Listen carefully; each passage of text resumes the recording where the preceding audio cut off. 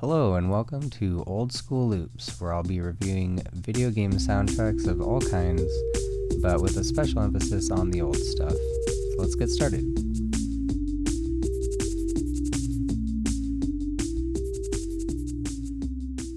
Today we're going to talk about the soundtrack to Mega Man X for the Super Nintendo.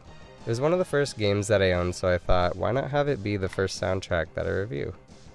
A little introduction to the game. Mega Man X was released in December of 1993 in Japan as ROCKMAN Ekusu, or ROCKMAN X, then in 1994 in the US and Europe. In Japan, the series is called ROCKMAN in reference to a rock music theme that's present throughout the whole game. You've got Rock and the cleaning bot Roll in the original character designs. You've got the enemy named Forte in Japan, which is a music term that means strong or loud, and his Robodog named Gospel, like the genre of music. In America, they're called Bass and Treble, which I actually prefer, but for some reason in Mega Man 8, they call him Bass, which doesn't make any sense, Bass and Treble. Mega Man, today we finish this! Hey, Bass! Why must I fight you? We are not enemies! There's also Beat the Bird. Mega Man's Robodog is named Rush, like the 70s prog rock band. Proto Man's Japanese name is Blues. You get the idea. Music is a pretty prevalent concept to the Mega Man series, and many of the Mega Man games have really enjoyable soundtracks to listen to, even the original 8-bit ones. As far as the Super Nintendo version, I actually wasn't able to play it until I was in my 20s. This lady, who obviously didn't know the value of a Super Nintendo, sold it to me for $2 at a yard sale. My initial exposure to Mega Man X and Mega Man in general was actually a DOS port of it for Windows 95, if I remember correctly, which unfortunately had a much poorer soundtrack. It was the same songs, but the quality was not there.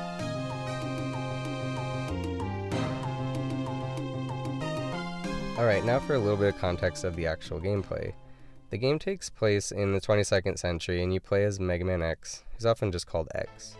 He's essentially the first of an extremely advanced form of androids called Reploids, who are virtually indistinguishable from human thought and feeling.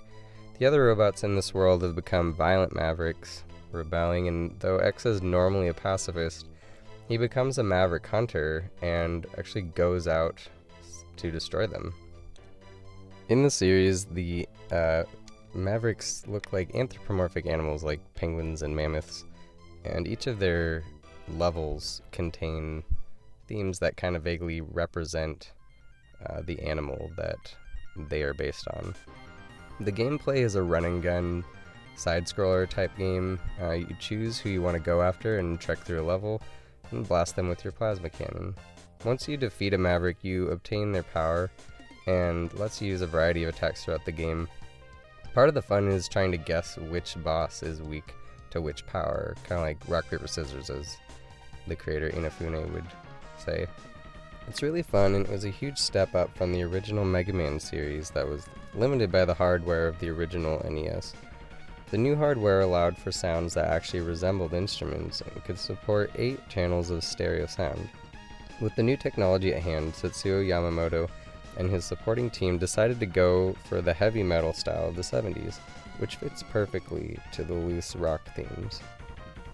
It also fits really well with the new game mechanics that they've added in Mega Man X, such as dashing, wall jumping, controlling mechs, and collecting armor pieces to increase your power. So enough about all that, let's get into the actual music. The title track is just great. It's very short and simple. It just shows Mega Man on the screen, and he pretty much just blasts his way into the menu with his cannon. I can't help but think just the song wants to be like Mega Man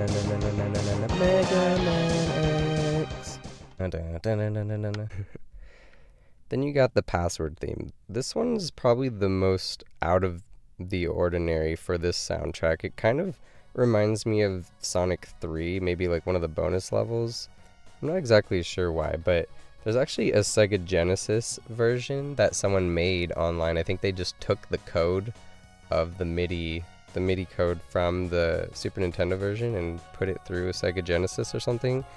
And if you go and listen to that version, you'll definitely hear some of those sonic synths and drums going on. And that version's actually really great. Some of the tracks I actually much prefer to the Super Nintendo one. Definitely check that out. The opening stage, this song is just a perfect entry for X to come out and kick some robo-butt. He's pretty much traveling on this broken roadway in the city, and there's all these robots destroying everything. Then you encounter Vile, and Vile's theme shows up. Vile is a total punk, and it's a little ominous theme. It just sounds very foreboding, and he's just about to wreck you, which if you've never played the Megaman X game, I would highly suggest it. And the first boss just makes you feel completely helpless, and the song does a very good job of setting that up. The second theme, just labeled Vile 2, which I would also just call the mini-boss theme in general because it's used elsewhere. This theme is just, every time I think of it, it just makes me feel like I'm getting completely thrashed. Because every time I hear it, I just think of Mega Man getting wrecked and then exploding into radially symmetrical blue balls of energy. It's a dramatic way to go. Also, the bass on the Sega Genesis version is so sweet. Then you got Zero, who shows up in his theme. Zero comes and saves the day, and man, do you wish you were powerful, just like him. If you want to see more about that, go watch Egoraptor's Sequelitis review of Mega Man X. He has a lot to say that's really great. Then you got the demo. The demo theme, this just says you can do it. It's like motivational rock. Don't ever give up until you need to do your chores, but make sure you come back. That SNES has a pause button and password save system. Then you got stage select.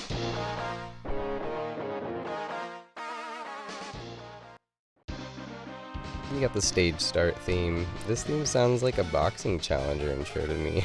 It's pretty awesome. Now Jake is gonna want a Mega Man boxing game. Rise to the challenge. Next you got the Launch Octopus theme, the first here that's a true full theme in the game. Most of these songs just run for a minute and loop, which is totally fine because the way they approach them back in the old days, they just let songs loop into each other as if it's the next part of the song. And they just did a really good job of it, and you don't really care that it just keeps replaying.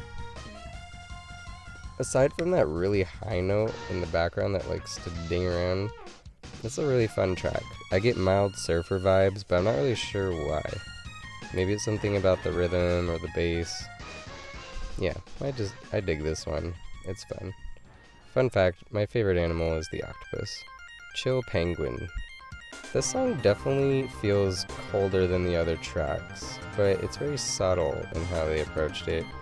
It's probably the high shiny notes that make you think of ice or blizzards, and not as frenetic in the middle section as some of the other tracks. It's a good track. I'll give it a 4 out of 5. Oh, I also give the last one a 4 out of 5. Next you've got Flame Mammoth. Now, originally I wasn't a huge fan of this track. It actually took me a lot of listens to grow to like it.